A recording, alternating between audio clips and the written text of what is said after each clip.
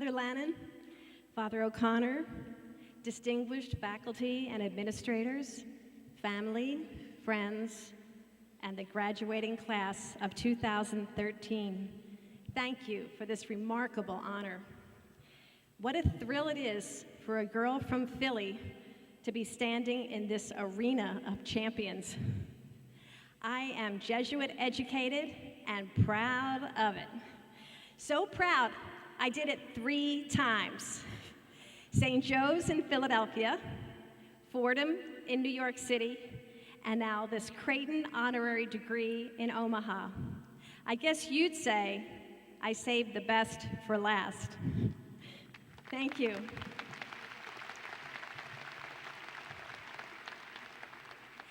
You know, for many years, I served as a trustee on the board of St. Joe's in Philadelphia, and I served the most fantastic president we ever had, Father Tim Lannon.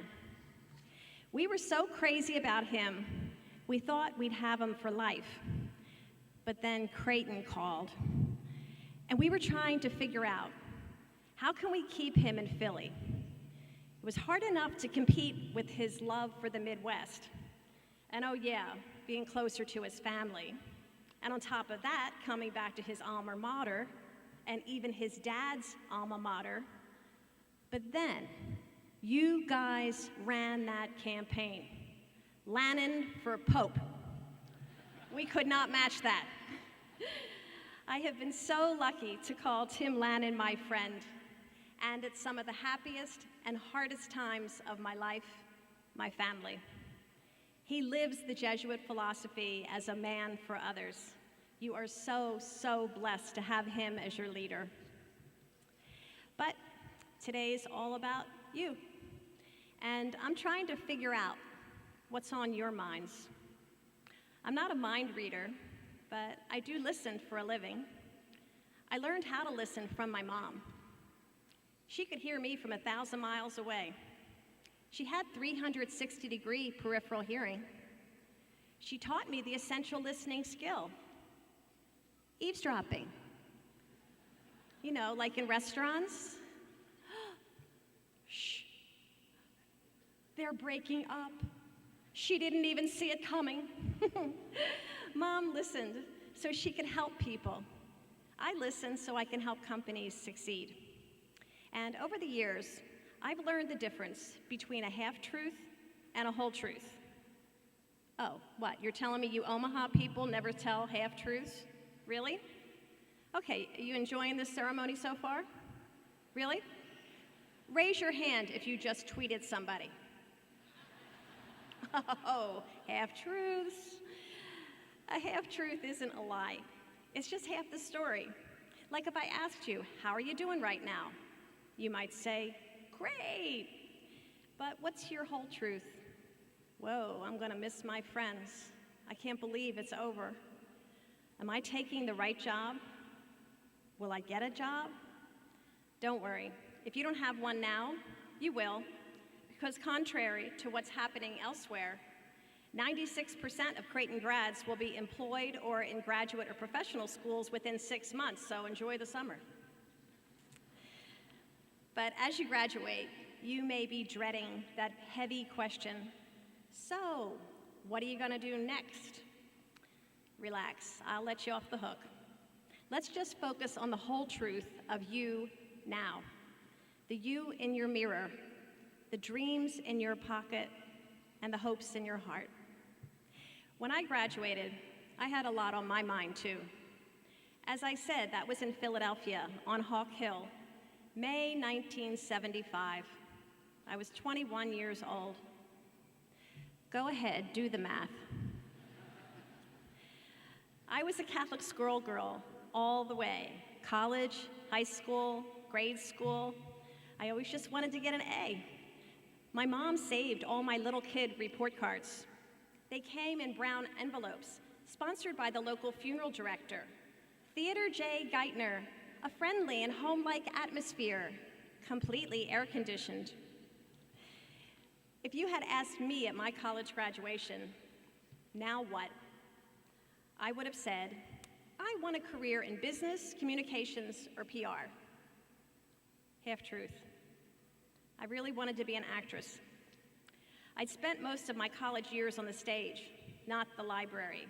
You remember libraries, buildings full of books, before Google.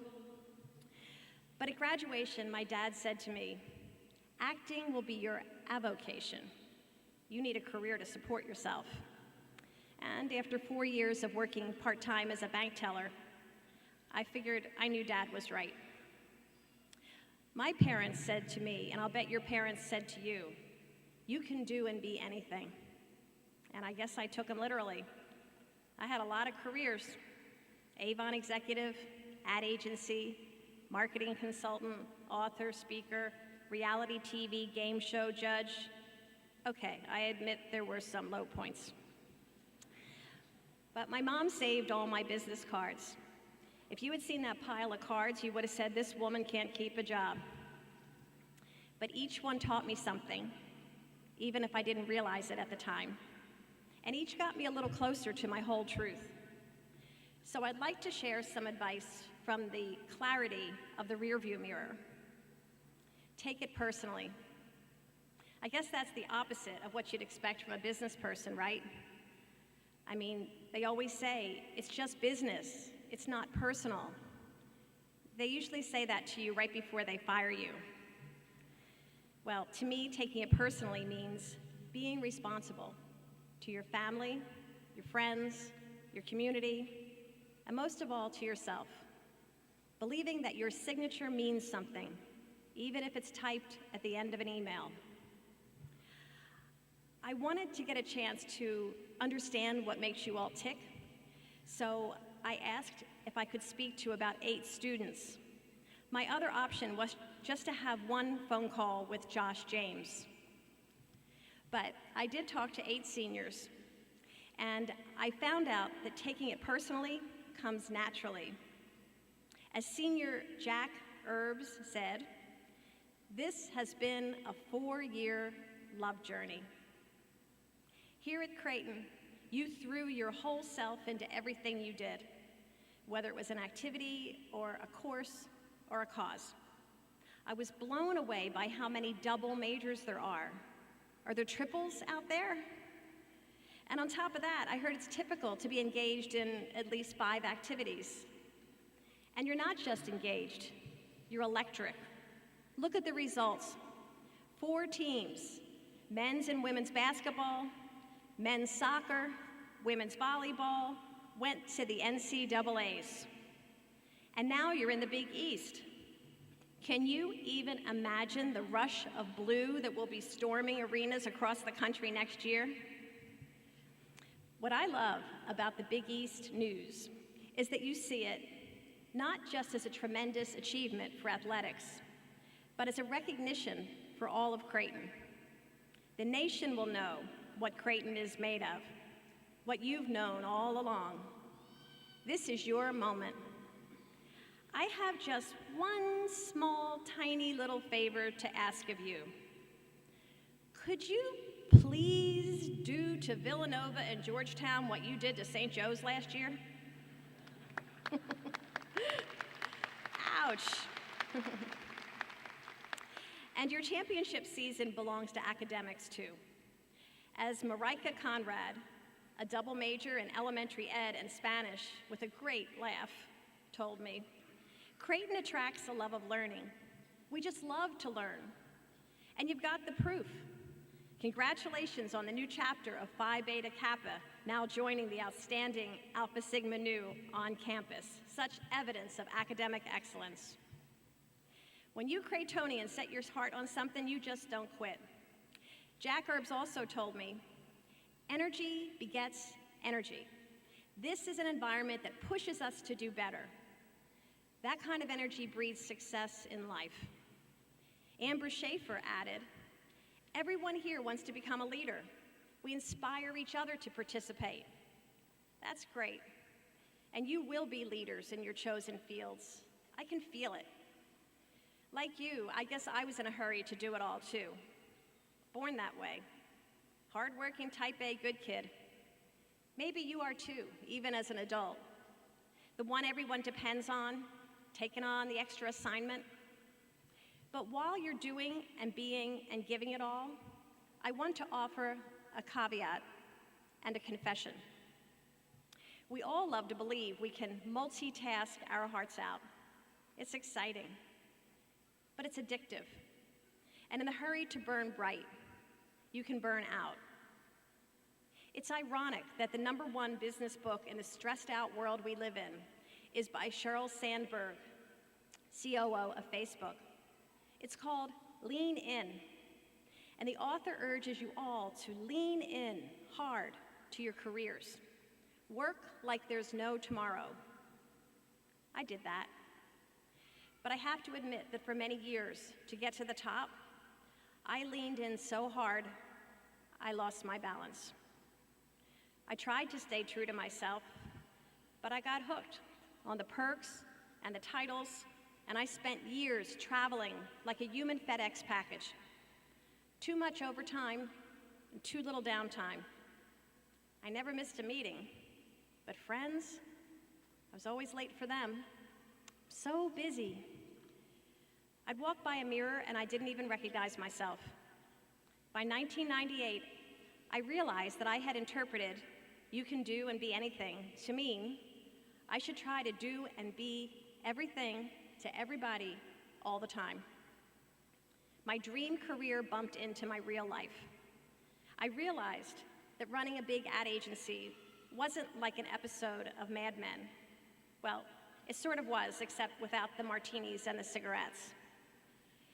The stress, the round-the-clock hours, the trade-offs, my heart just wasn't in it. I finally said enough, and I walked away from the big office and the nice shoes. Well, I still have nice shoes. Take your life's work personally, but don't let work take over your life. It took me till I was 45 to learn that one. I finally took a break and created Just Ask a Woman, a company aligned with what I loved. Don't wait that long. Stop, step away. Every once in a while, lean back and ask yourself, am I really happy? Am I doing what I'm meant to do? And instead of just making a living, make a life. Keep your eye on the prize, your health and happiness, your relationships, and yes, your soul. You're going to need to hold true to who you are in ways you never imagined. Make it matter that you were there. Oh, and I'd like to add a couple of other quick pieces of advice from my experience in business. Please don't wear rubber flip-flops to the job unless you're a lifeguard or Mark Zuckerberg. And while your boss is giving you your performance appraisal, don't text. And one last thing, think really, really hard before you hit reply all. My second thought is find your purpose. I know I could have said find your passion, but I have found that asking that just makes everybody crazy. So I'd rather suggest that by finding your purpose, you might discover that your passion naturally follows. If you're sitting here today wrestling with the question, how can I become a super successful accountant or teacher or lawyer and still find time for my life's purpose? Don't separate your soul from your paycheck. Bring yourself to work. Fight for justice. Lead with ethics. Create something that counts. And if you've got a dream to heal our world, to bring it more tolerance, more kindness, more humanity, take that dream out of your pocket right now. Too many people spend their lives saying, if I'd only. Listen to your heart, to that inner voice. But don't downplay your dreams because you're afraid of disappointing someone. Nobody else lives your life but you. But give it time. Take some chances. Try things out. It's okay if you don't have it all worked out right now. It's not as important that you know what you want to do as knowing who you are and what you love. As I told you, I always wanted to be on stage, but instead of hitting Broadway, I headed into the business world for 38 years. But along the way, I kept learning how to make a pitch, how to write books, how to conceive ideas. But I didn't find my true purpose until I lost the most important person in my life.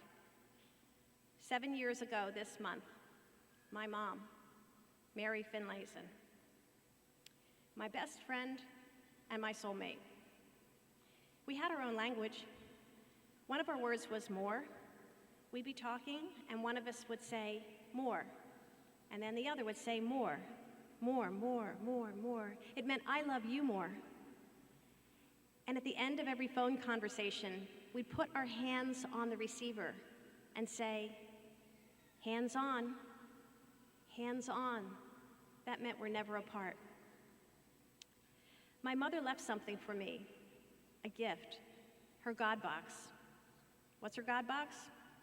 Well, whenever my mom had a wish or a worry, she'd write a little letter to God, like a pen pal, and put it inside a little wicker box. She'd grab a pen, a piece of paper, whatever was handy, date it, address it, Dear God, write down whatever the concern, fold it, sign it, Love, Mary, put it in the box, and let it go. Let it go. She gave her worries over to stronger hands. The day after she died, I found not one, but 10 of her God boxes, filled with scraps of paper, 20 years of her every wish and worry and decision, every prayer for me, my family, friends, neighbors. Pure compassion. I knew I had to tell her story, which is why last year I published my book, The God Box, and that's what gave birth to my purpose and my passion held inside so long. I wrote and am now performing a one-woman play, The God Box, A Daughter's Story, in theaters around the country, and giving the money to charities devoted to cancer and hospice care, such as the Hospice House here in Omaha. I guess I've gone from mad man to happy woman, which brings me to Pay It Forward. What's your plan? I love that Senior Jesse Bolander was honest enough to ask me, can we make a difference? Are we ready? And Laura Shercliffe added, is now the time to begin? Yes, yes, and yes. Yours is a generation with a huge heart coming into a world with bottomless needs. Here at Creighton, you have grown up in a culture of service. I love that Father Bill Harmless wrote this preface for the core curriculum. The power of a Jesuit education is that it unifies and gives a depth of purpose to liberal education by preparing students to treasure the God-given gift of life and to share that with others by working for a more just world through a life of service. These are not just stirring words. You have lived this mission every day. Your community service here is breathtaking. Do you know how many hours of community service Creighton students gave this year alone? 389,252. Amazing. It is.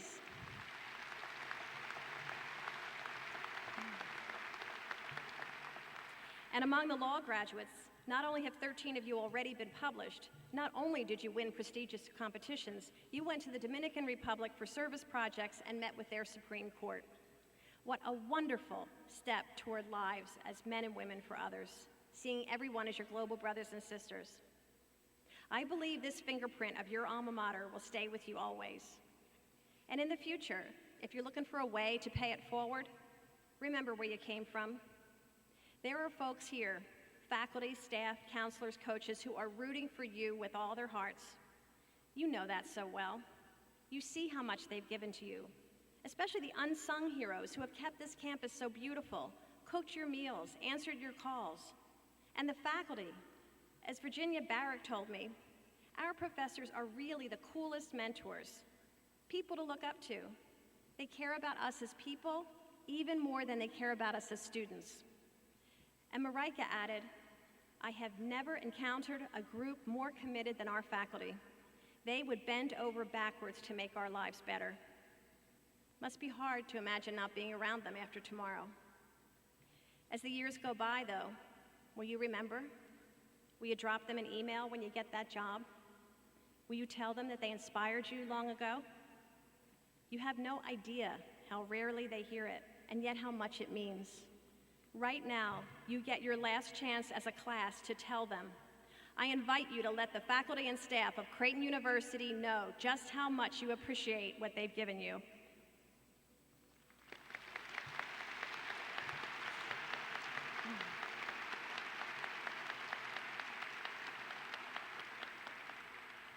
And look around now to your parents and family. How many years have they waited for this day? How hard have they worked and sacrificed so you could be here? How many nights did they worry or miss you or just dream of your success?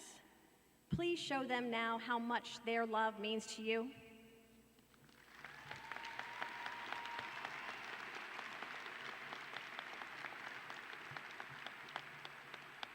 And I'd like to send a special word to the mothers here, or those in the audience who are the mothers in your lives. As a grateful daughter, I want to personally congratulate you. Your love gave them roots, but your belief gave these jays their wings. To the class of 2013, remember that even as you go in different directions, you will always be part of what Father Lannon calls one Creighton, one family, one mission, there for one another. And when life gives you bumps, university will always be here for you. Whether you become rich or famous or just star on YouTube, this is a place where you can always be you. Give back your time, your energy, and someday your dollars. Help the next generation soar brilliantly like you did. Thank you for letting me be an honorary member of the class of 2013. So go ahead, take it personally, find your purpose, remember to lean back, pay it forward, live your whole truth, and never ever forget that even though you leave Creighton today, you are never ever really apart. Hands on. Thank you.